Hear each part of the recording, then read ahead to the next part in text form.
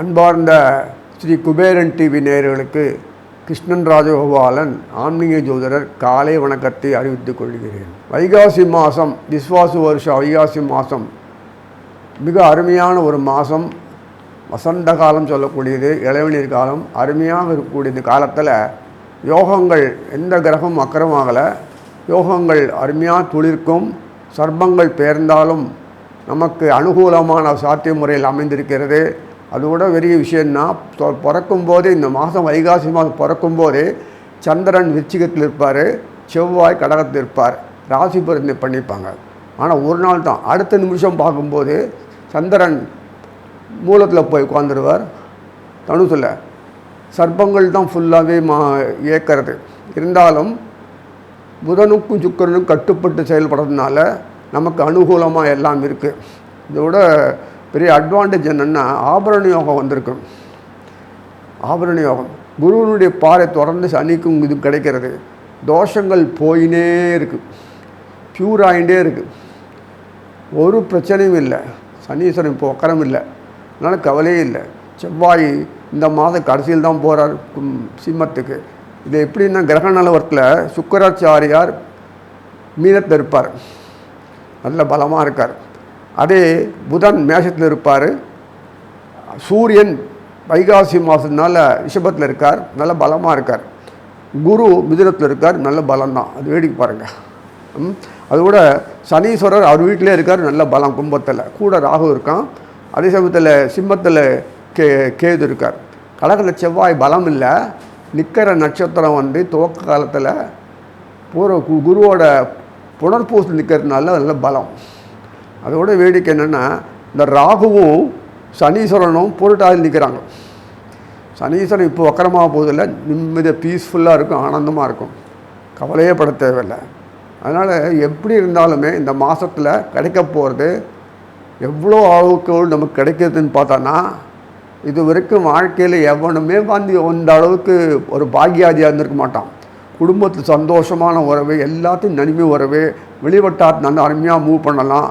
ஆனால் வெளிவட்டாரத்தில் பிரச்சனைகள் இருக்குன்னு அந்த மூவை நினைக்கக்கூடாது, அது வேறு விஷயம். அவங்களுக்கு சம்மந்தப்பட்ட விஷயங்கள் நன்னா அனுபவிக்கலாம்.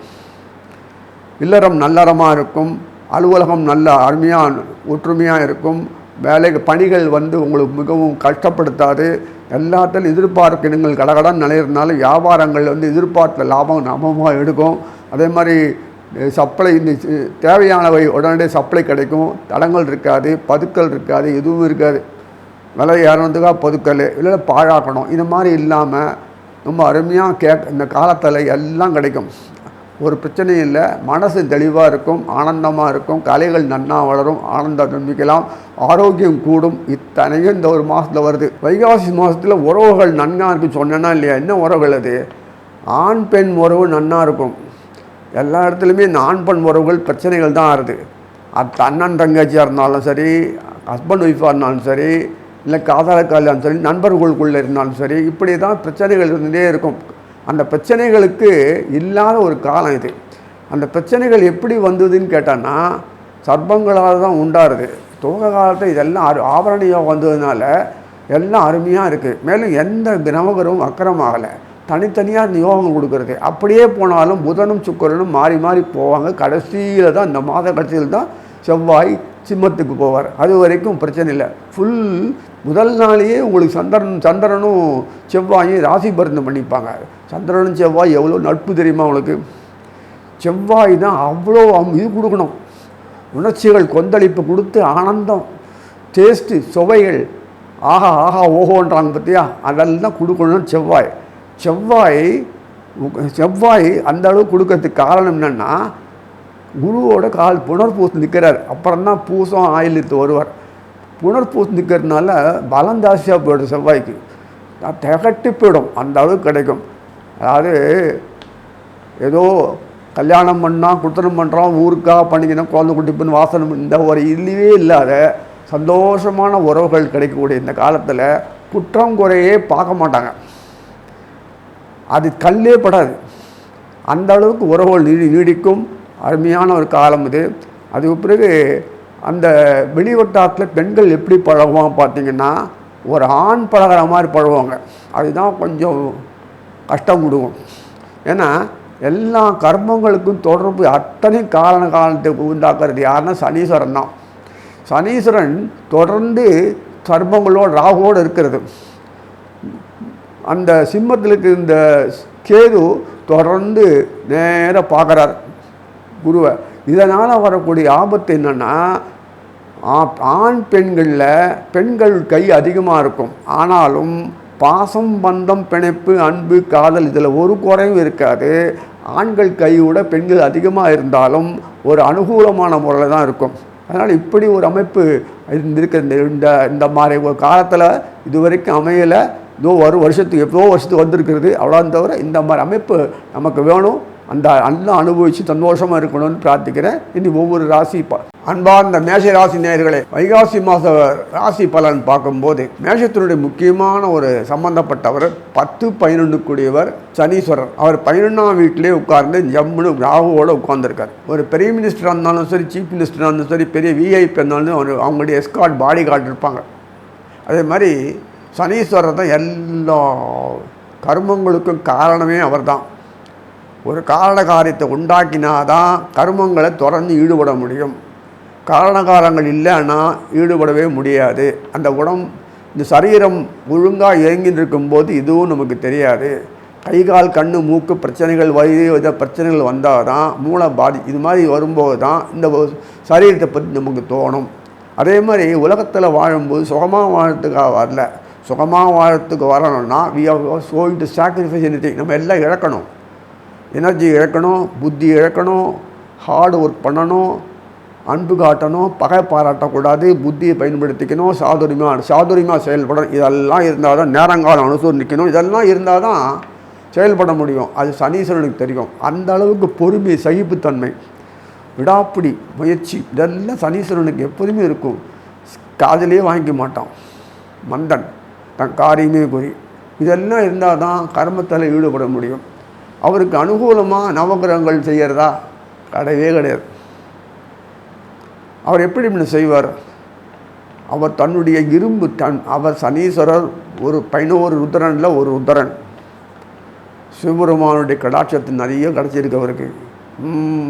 ஏன்னா உலகத்தில் இப்படி தான் வாழணும்னு இல்லை, எப்படி வேணால் வாழணும்னு சொல்லிட்டு பாதிப்பு இருந்து ஐயோ வருத்தப்படாத, வேண்டாம், போனால் போகுது, பரவாயில்ல, இனிமேல் பார்த்துக்கலாம் அப்படின்னு சொல்கிற மாதிரி சொல்ல வேண்டிய ஒரு வேலை.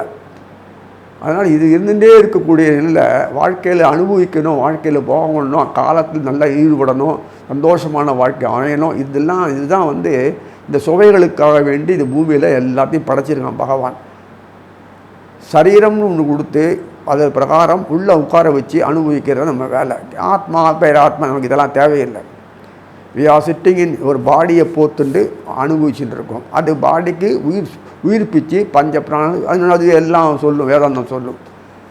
ஆனால் இது எப்படி லைவாக நம்ம அனுபவிக்கிறோம் பாருங்கள், ஆச்சரியமாக இருக்குது. இல்லை நமக்கும் சரீரத்துக்கும் ஏதோ ஒட்டுதலே கிடையாது, ஆனால் ஒட்டுதலை வச்சு அனுபவிக்கிறோம். ஆச்சரியமாக இருக்குது. சரி கொடுங்க, இந்த சனீஸ்வரனும் ராகு உட்கார்ந்துருக்கான.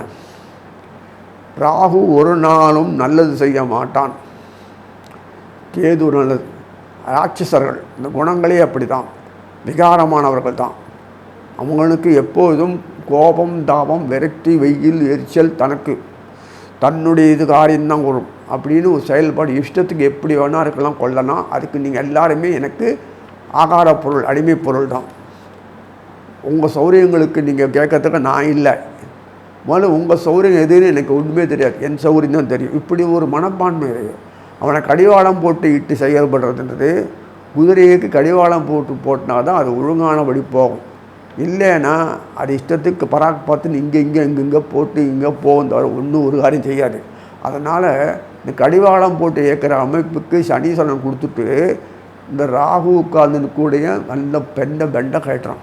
அந்த சனீஸ்வரனுடைய கர்மங்களை ஒழுங்காக செய்யப்படி முடிக்கிறதுக்கு ஒத்துழைக்கிறதுனால இந்த மாதம் அதுவும் குருவனுடைய பார்வையும் கிடைக்கிறதுனால பொக்கிஷங்கள் தானாக நிறைய வரும். தடங்கள் இல்லாமல் பொக்கிஷங்கள் நிறைய கிடைக்கும். பொக்கிஷம்னா எனக்கு 16 வகையான செல்வங்கள்னு அர்த்தம்.